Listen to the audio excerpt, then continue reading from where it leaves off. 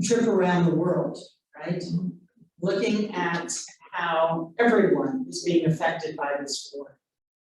We started with Latin America, which lacks consensus, no big surprise, right?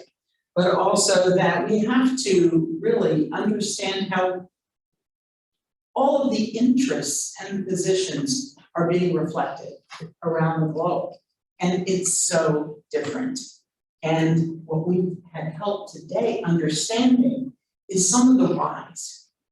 Why is there such a variety of responses? There isn't an obvious one response to the war in Ukraine, other than at a moral position. So we've looked at some of the propaganda. We've looked at in Africa, the food insecurity, fuel insecurity. By the time we get to the position of international theory and what's happening in India, you begin to see just how complex the response has to be as you're caught between these two giants of Russia and China, and depending on which way you go. I'm curious, I hope there are questions about saving face for Putin and how this can happen to end this war. So I'm gonna open this up to discussion, and we have a question back there already. Do you have a question first? I will start with you. I get to ask the first question again. Yay! So my question is kind of to all the speakers we've had today. And my question was, would it have been possible for Ukraine to resist Russian invasion utilizing nonviolent method? So instead of reacting militarily, would it have been possible to resist it through nonviolent means? Who would like to take that question? Who would like to start? Let me, since I come from the country of Gandhi. Thank you. It's a difficult question to address actually. Because the violent and non-violent strategies cannot suddenly emerge out of nowhere. If Ukraine had a great tradition, if Ukraine had a great tradition and a strong movement already in place, then that I think that question would require a serious consideration. But at least to my limited knowledge, I'm not aware that Ukraine has had any strong traditions of non-violent movements. And this is a contestation, I keep saying, it's primarily between the United States, partially supported by NATO, and Russia. So whether the violence will happen or not happen, Ukraine had very little to say, little to do with the whole exercise. So two things.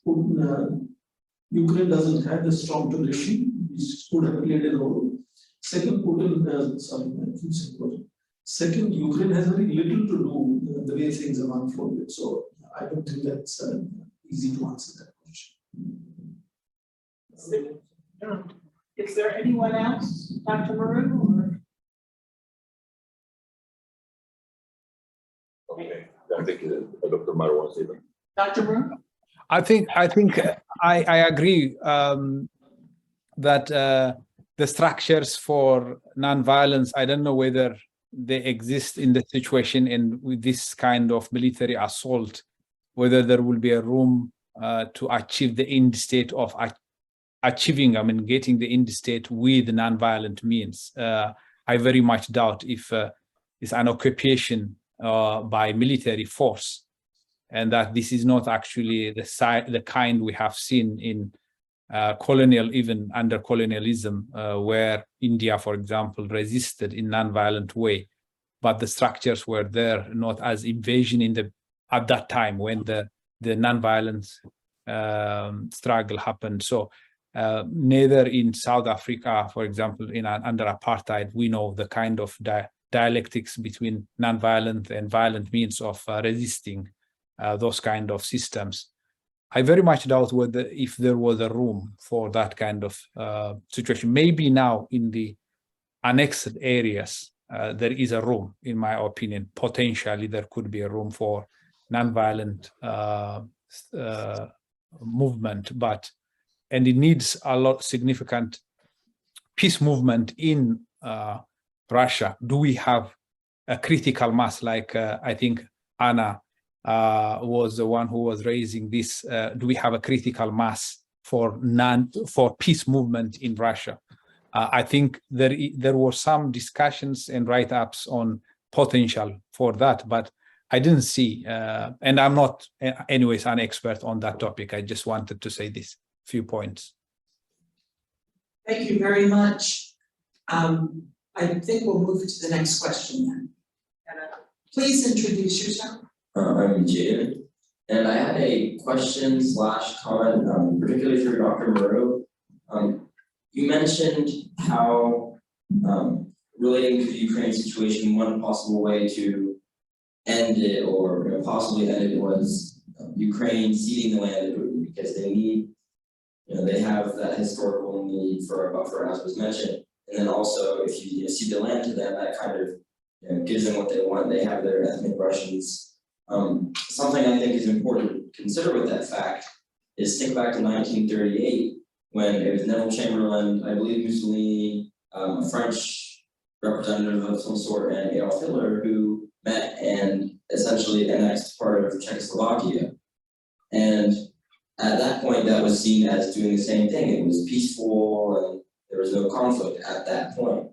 But as we have proven from that, the Hungary doesn't stop from that country that is aggressive. It doesn't stop. So just kind of, I guess, questioning, would there be any chance of Putin actually calling down after something like that?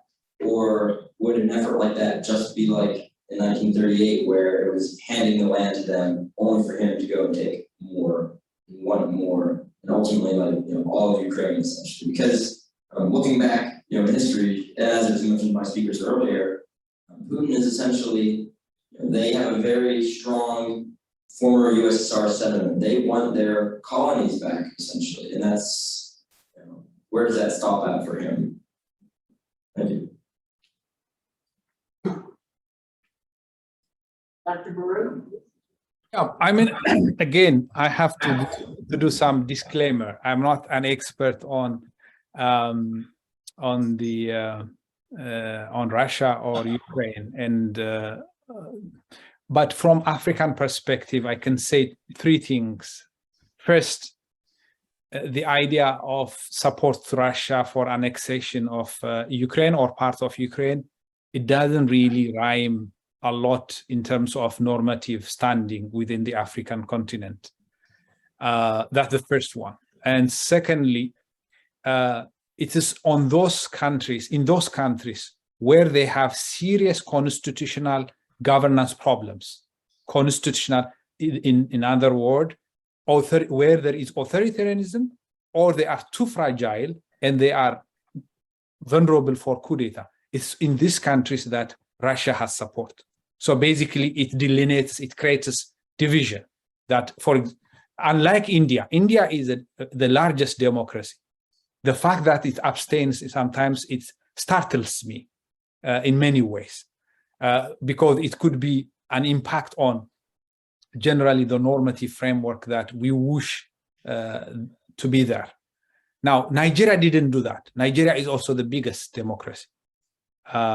It was consistent in the sense that it's not because Nigeria is never been colonized and that the idea of colonialism affecting their voting behavior in Africa doesn't hold much. There are grudges from history, people are unhappy and so on, but not to the extent that they will deny this kind of approach. That imperial type of ambition is not supported in many of the African countries and the population at large.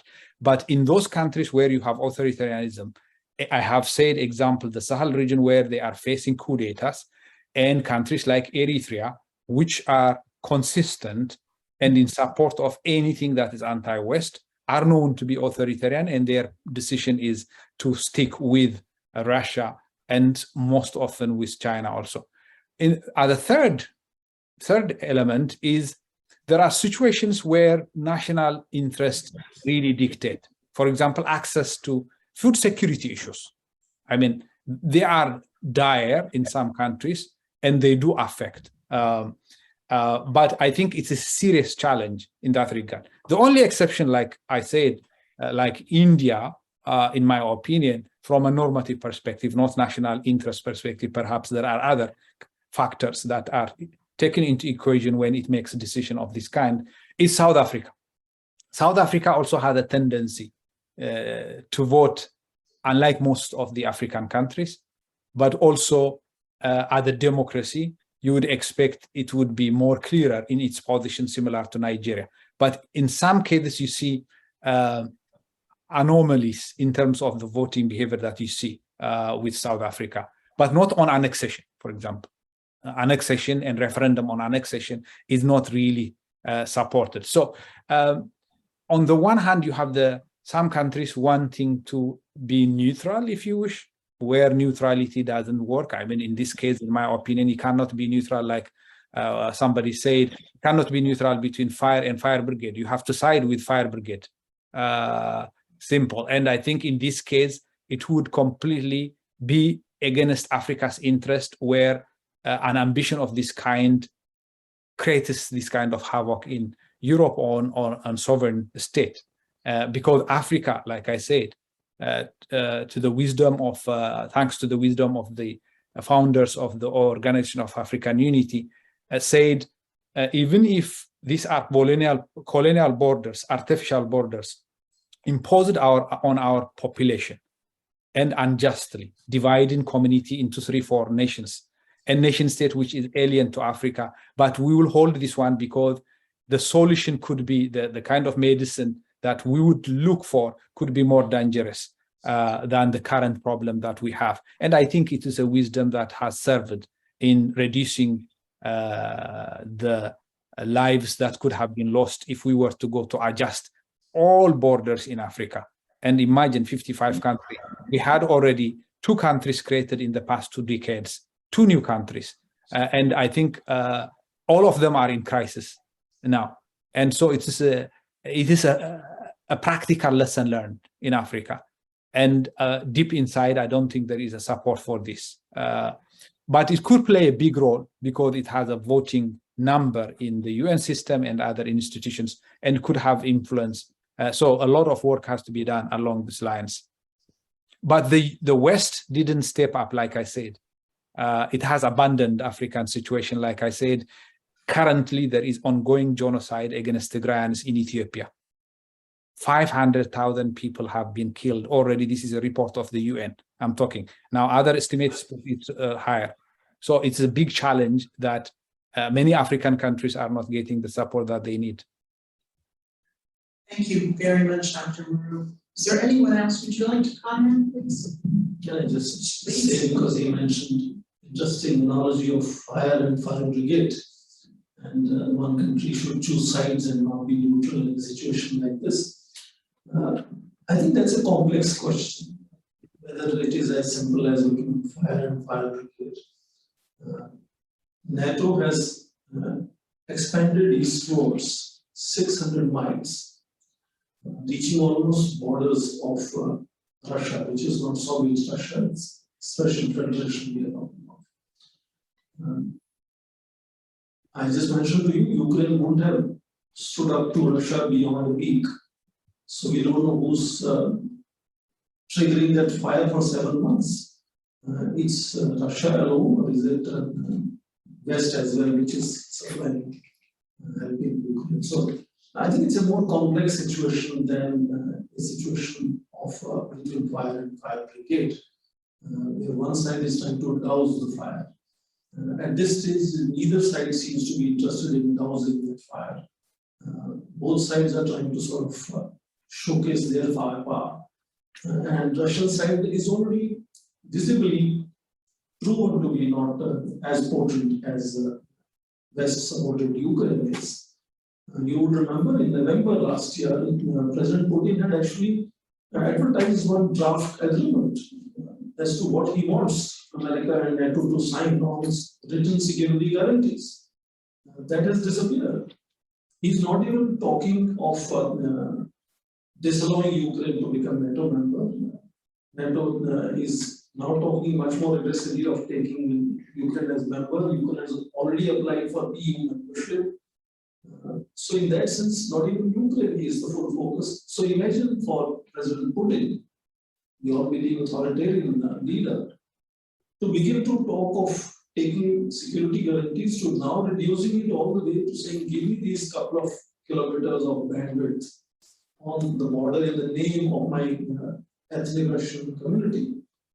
There is enormous shrink in the war objectives itself from Russian side.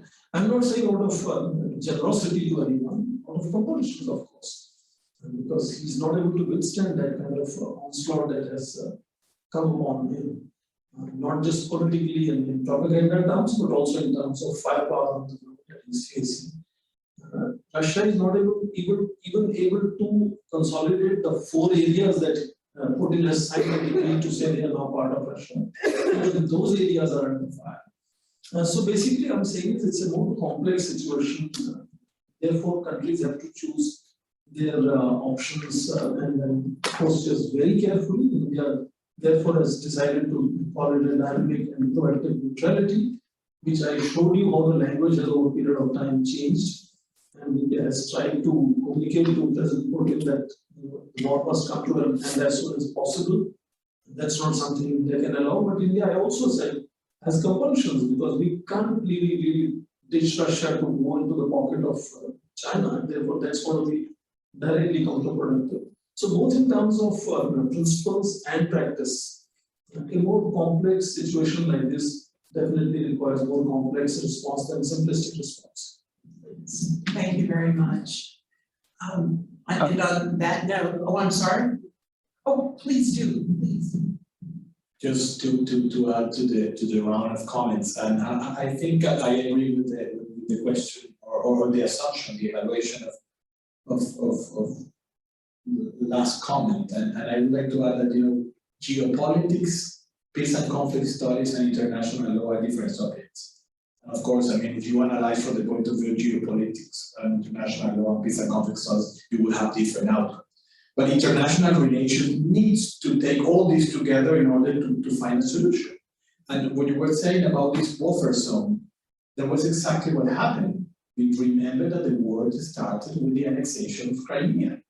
And people, well, okay, he needs, this buffer zone, etc. But with the people who are more in geopolitical analysis and in war analysis, they know that NATO is operating on the war scenario in the Baltic in the north. And as a result of that action, the buffer zone that used to exist with Sweden and Finland is gone. So, I mean, if the result was to create more space for Russia, the result from the Putin's policy is absolutely the contrary. And it's a very, very complicated situation because no one wants a vacuum of power in Russia. And that's the point. I mean, China and India have been playing like, we need a solution because no one wants a vacuum of power in this very moment. So international relations is a super difficult topic that you need to put in reality and idealism and take all this element. And I really would like to congratulate again the organizers because to have a panel with a global South perspective, playing, you in NATO, you in the United States from the global South is very, very unique in these areas of the world. So again, congratulations. Well, we're glad to bring everyone to the